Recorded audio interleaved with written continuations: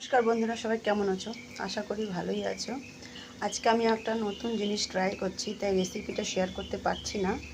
তবে বানাতে গিয়ে দেখলাম যে একটু ঠিকঠাকই তৈরি হচ্ছে, তাই ভিডিওটা স্টার্ট করে দিলাম।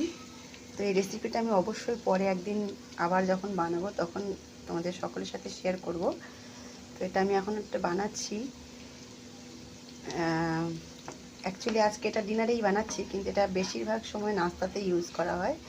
আজকে কি মন হলো, আমার ছেলেটাও ভীষণ ভালোবাসে আলুর জিনিস খেতে, তো আমি আজকে এটা বানিয়ে ফেললাম।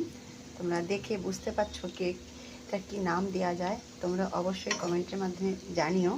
তো আমি নেক্সট ভিডিওতে যখন বানাবো তখন এটার নাম তোমাদের সাথে শেয়ার করব। দেখো কত সুন্দর হয়েছে, একটু ভাজা হবে আরও। তবে আজকে প্রথমবার আমি ট্রাই করলাম, জানি না ভালো হবে না খারাপ হবে, তাই রেসিপিটা শুরু থেকে আমি বানাইনি ভিডিওটা তো দেখে মনে হচ্ছে যেন ভালোই হচ্ছে। আমার থেকে তোমাদের থেকে কেমন লাগছে, ঠিকঠাক তৈরি হচ্ছে কিনা অবশ্যই জানিও। আর আমি এটার সাথে খাওয়ার জন্য একটা বেশ চটপটে চাটনি তৈরি করেছি, চলো দেখাই। এই যে দেখো, চাটনিটা রেডি হয়ে গেছে। এটার মধ্যে আছে খালি লঙ্কা, টমেটো আর হচ্ছে রসুন একটু। তো এটা দিয়ে আমি চাটনিটা বানিয়েছি চটপটে করে, কেননা আমাদের ঘরে একটু চটপটে খাবারটা বেশি চলে। তো কেমন লাগলো আমার এই আজকের খাবারগুলো অবশ্যই জানাবে। আমি নেক্সট টাইম অবশ্যই রেসিপির ভিডিওটা শেয়ার করব। আর একটু ভাজা হলে এবার এটা তুলে নেবো আমি।